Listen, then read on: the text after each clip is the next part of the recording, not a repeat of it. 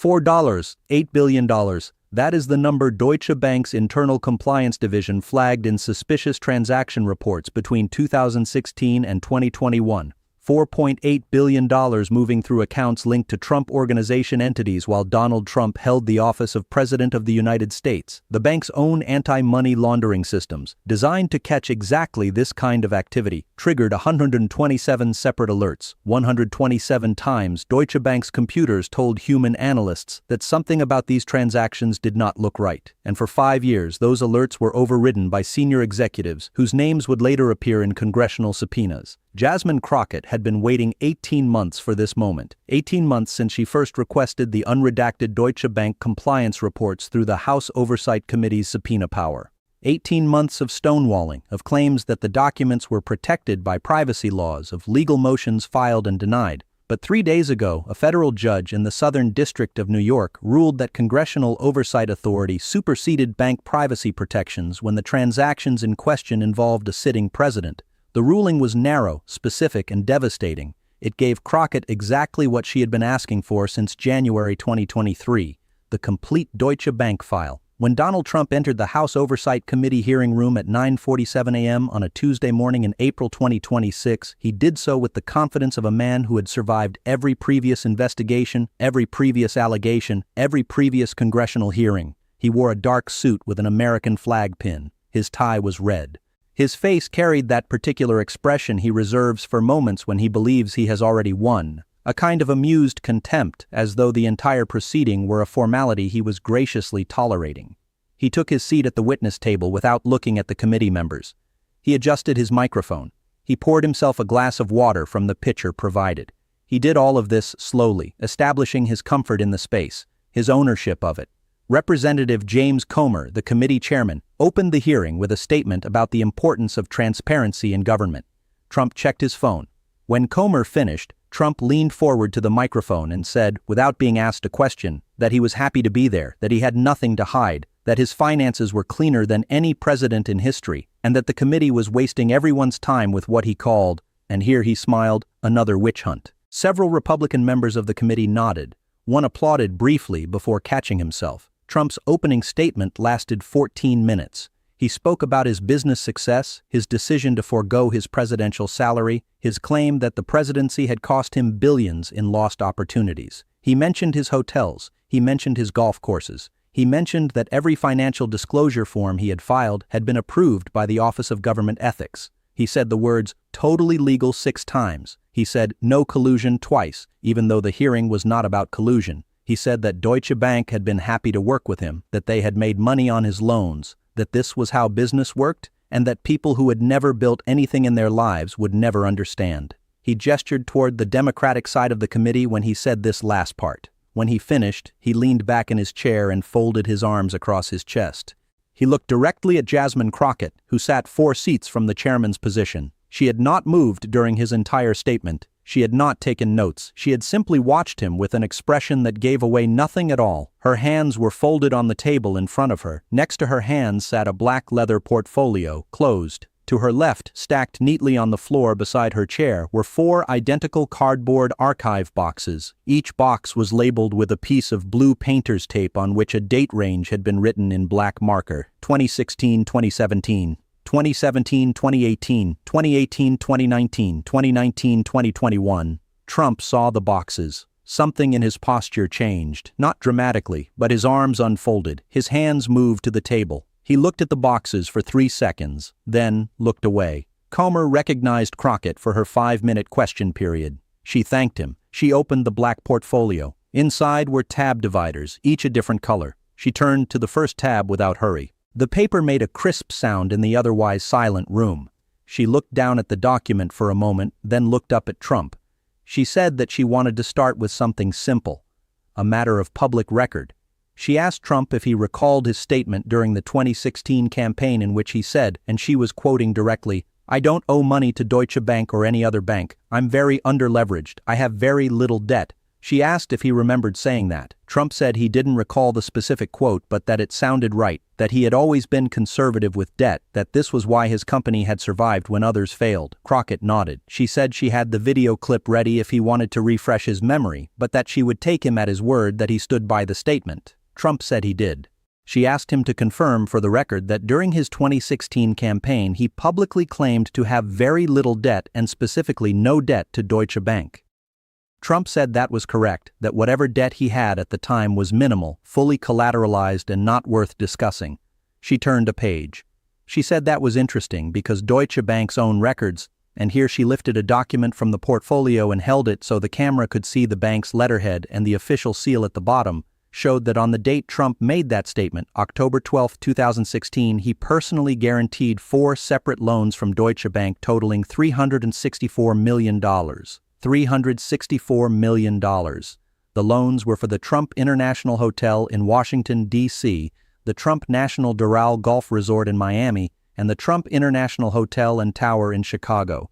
She read the loan numbers aloud. She read the origination dates. She read the maturity dates. She placed the document flat on the table in front of her so that it faced the camera, and she left it there. Trump said that those were business loans, not personal loans, that they were held by his company, and that this was a distinction people who had never run a business always failed to understand. He said the loans were secured by properties worth far more than the loan amounts, that the banks were happy, that every payment had been made on time, and that there was nothing improper about any of it. Crockett said she was not questioning the propriety of the loans.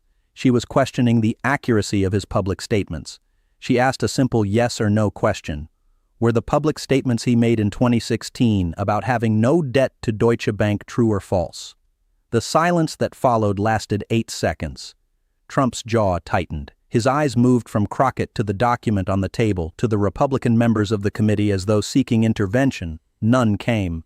He said that the statements were true in the sense that he personally did not owe the money, that his company owed the money, and that this was a legal distinction that mattered. Crockett said she understood the distinction. She noted that the loan documents she had just referenced included personal guarantees signed by Donald J. Trump individually, which meant that if the Trump organization defaulted, he would be personally liable for the full amounts. She asked if that was accurate. Trump said that was standard practice, that every real estate developer did that it meant nothing. She said she was not asking what it meant. She was asking if it was accurate that he had personally guaranteed $364 million in loans to Deutsche Bank at the exact moment he told the American public he had no debt to Deutsche Bank. She asked him again, true or false? 12 seconds. 15. The typing in the press gallery stopped. Someone coughed in the back of the room and the sound was startling in the stillness. Trump's hands were gripping the edge of the table now. His face had gone red across the cheeks and forehead, the color blooming unevenly. He said that this was gotcha nonsense, that everyone knew what he meant, that the American people understood him just fine, and that he was not going to sit here and play word games with someone who had been in Congress for 5 minutes. Crockett's expression did not change. She said she appreciated his perspective, and she moved to the next tab in her portfolio. She said she wanted to talk about what happened after the 2016 election. She said that according to Deutsche Bank's internal records that the bank had fought for 18 months to keep sealed, something unusual occurred in the months following Trump's inauguration. Between February 2017 and July 2017, Deutsche Bank extended 4 additional loans to Trump Organization entities totaling $190 million in new credit to a client who is now the President of the United States.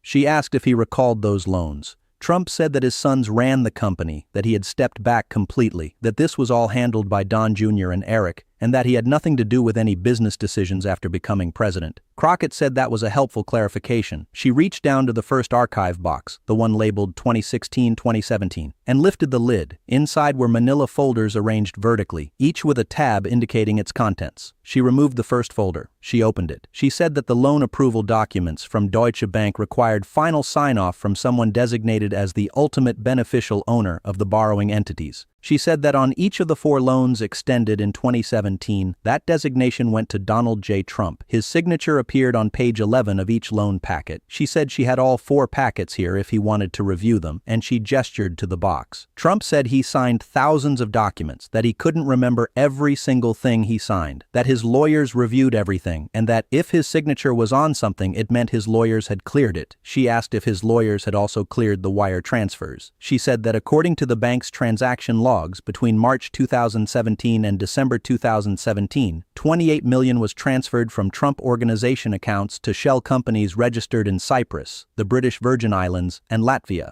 $28 million moving offshore during the first year of his presidency. She asked if he was aware of those transfers. Trump said he was not involved in day-to-day transactions, that this was what he paid accountants for, and that everything his company did was legal and reviewed by professionals. Crockett turned to the next folder in the box.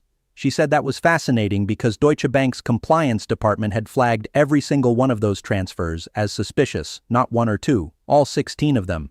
She said the bank's own anti-money laundering software had identified the transactions as high risk because the receiving entities had no clear business purpose, no employees, and no operating history. She said the compliance officers had written internal memos recommending that the bank file suspicious activity reports with the Treasury Department's Financial Crimes Enforcement Network. She said those memos were overridden by 2 senior executives at Deutsche Bank, Michael Offit and Rosemary Vrablic. She said both executives were later subpoenaed by this committee and both invoked their Fifth Amendment rights. The room had gone completely silent now. Even the usual shuffling of papers and whispered side conversations among staffers had stopped.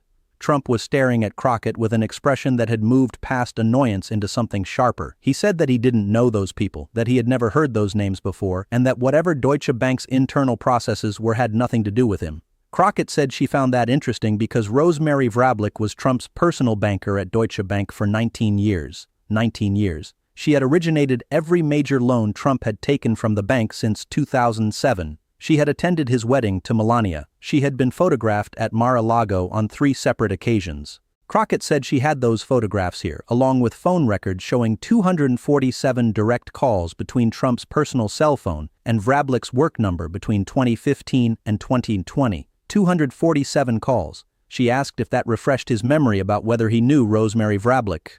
Trump's hands were flat on the table now, pressed down hard enough that the fingertips were white. He said that knowing your banker was not a crime, that of course he knew the people he did business with, and that this entire line of questioning was a politically motivated attack designed to distract from the real issues facing the country. Crockett did not respond to that. She simply turned to the next folder. She said that she wanted to move forward in time to 2018 because that was when the pattern became undeniable. She reached into the second archive box and removed a folder that was noticeably thicker than the others. She placed it on the table with a heaviness that suggested its weight. She said that between January 2018 and December 2018, Deutsche Bank's systems flagged 41 separate suspicious transactions involving Trump Organization accounts. 41. In a single year. The total dollar amount moved in those transactions was $1.3 billion, $1.3 billion that the bank's own computers said looked like money laundering. Trump said that was outrageous, that these were business transactions, that real estate involved large sums of money, and that the idea that he was laundering money was insulting and defamatory. She said she had not used the word laundering. She had said the bank's systems flagged the transactions as suspicious. She asked if he understood the difference. Trump did not answer. She said that the problem for him was not that the transactions were flagged. Banks flag transactions all the time. The problem was what happened next. She said that under federal banking law, when a financial institution identifies suspicious activity, it is required to file a suspicious activity report with FinCEN within 30 days. She asked if he was familiar with that requirement. Trump said he was not a banker and did not know the technical rules. She said that was fine because she had brought an expert. She gestured to the witness table behind her where a woman in a gray suit sat quietly. Crockett introduced her as Jennifer Shasky-Calvary, former director of FinCEN from 2012 to 2016. Shasky-Calvary had reviewed all 127 of the suspicious transaction alerts generated by Deutsche Bank's systems regarding Trump Organization accounts. Crockett asked her how many suspicious activity reports Deutsche Bank had actually filed with FinCEN regarding those 127 alerts. Shasky-Calvary said 0. The word hung in the room. Crockett let it sit there for a moment before continuing. She asked Shasky-Calvary if that was unusual. Shasky-Calvary said it was not just unusual, it was a violation of federal law. She said that when a bank's automated systems flag a transaction and compliance officers recommend filing a SAR, overriding that recommendation requires documented justification. She said she had reviewed Deutsche Bank's internal files and found no such justification for any of the 127 alerts. She said the alerts were simply closed without reports being filed. She said that in her 15 years in financial crimes enforcement, she had never seen a pattern like this involving a single client. Trump said this was hearsay, that he had no control over what banks did with their internal systems, and that blaming him for Deutsche Bank's decisions was absurd. Crockett turned back to him. She said he was absolutely right that he did not control Deutsche Bank's decisions.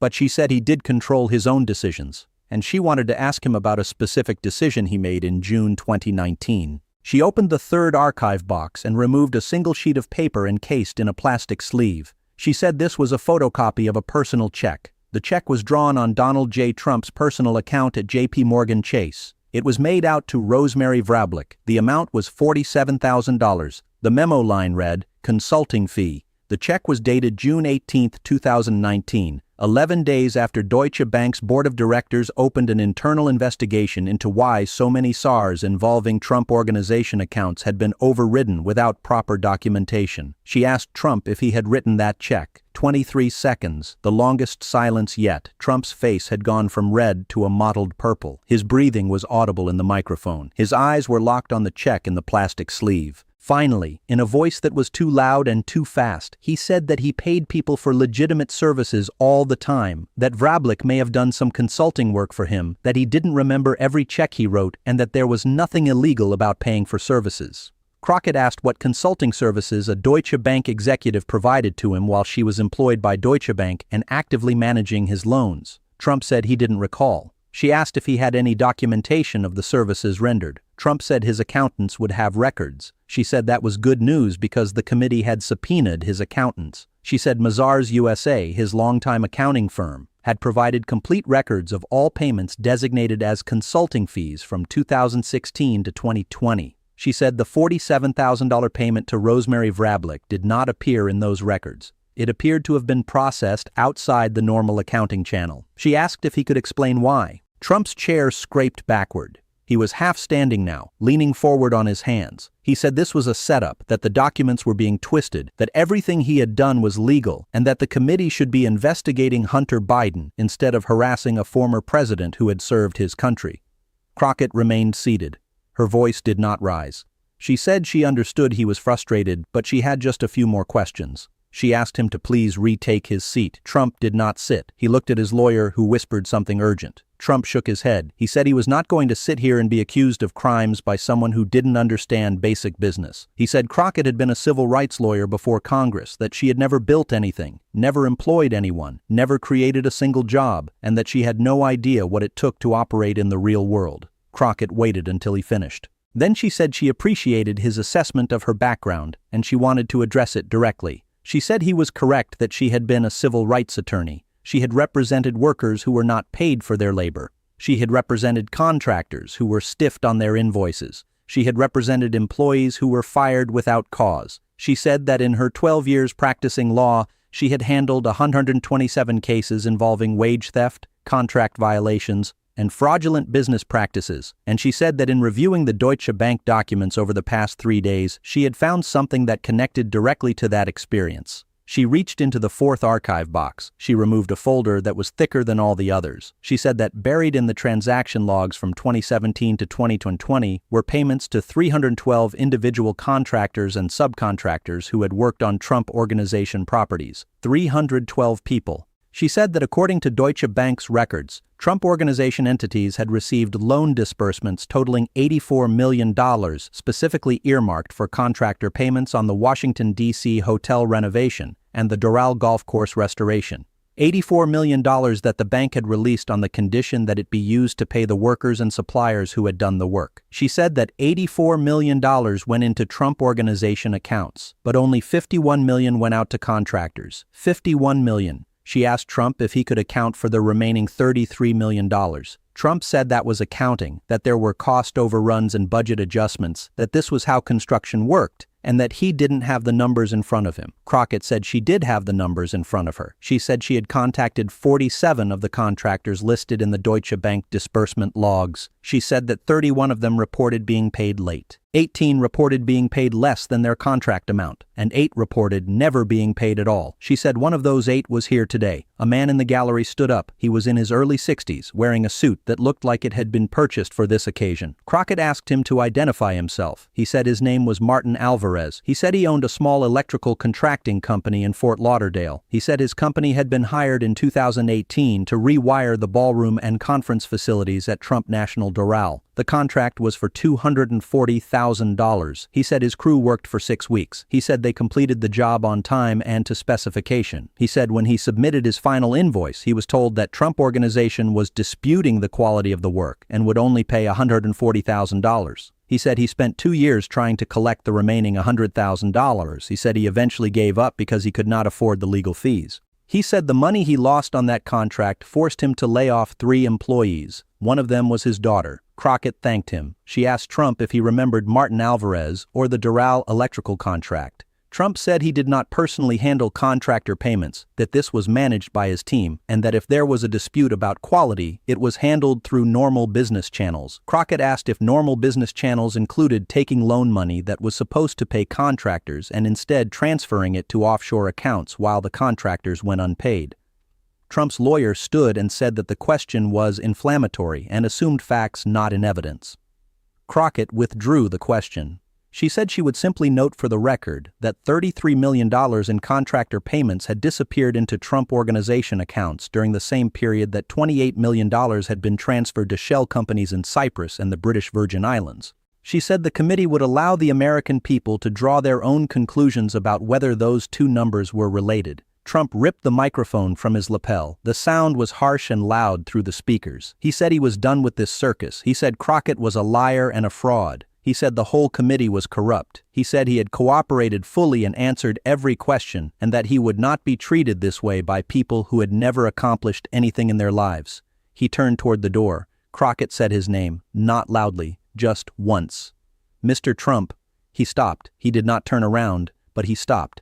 She said she had one final question, just one. She asked if he would please turn around so she could ask it on the record. He turned. His face was red and slick with sweat. His tie was loosened. His hands were shaking slightly. She asked, if every transaction was legal, if every loan was proper, if every payment was accounted for, why did Deutsche Bank's own compliance officers recommend 127 times that your transactions be reported to federal authorities, and why were all 127 of those recommendations overridden? Silence. 30 seconds. 40. Trump opened his mouth twice. Nothing came. His lawyer was pulling at his sleeve, whispering urgently. Trump looked at the archive boxes. He looked at the documents spread across Crockett's table. He looked at Martin Alvarez still standing in the gallery, and then he turned and walked out of the hearing room without another word. The cameras followed him until the door closed. Then they swung back to Crockett. She was gathering her documents calmly, placing them back into their folders, stacking the folders back into the boxes. When she finished, she looked directly at the camera and said that the committee would be requesting a full forensic audit of all Deutsche Bank transactions involving Trump Organization entities from 2015 to 2024. She said the committee would be referring the matter of the unreported suspicious activity to the Department of Justice for criminal investigation. And she said that every contractor who had been stiffed on payment would be contacted by the committee and offered assistance in pursuing their claims. Then she said something else. She said that at the beginning of this hearing, the former president had questioned her qualifications. He had said she had never built anything. She said he was right. She had never built a hotel or a golf course, but she had built cases, 127 of them in fact. And she said that every single one of those cases had been won not by being the loudest voice in the room, but by having the receipts. She said that was the difference between building a reputation and building a record. A reputation could be purchased. A record had to be earned.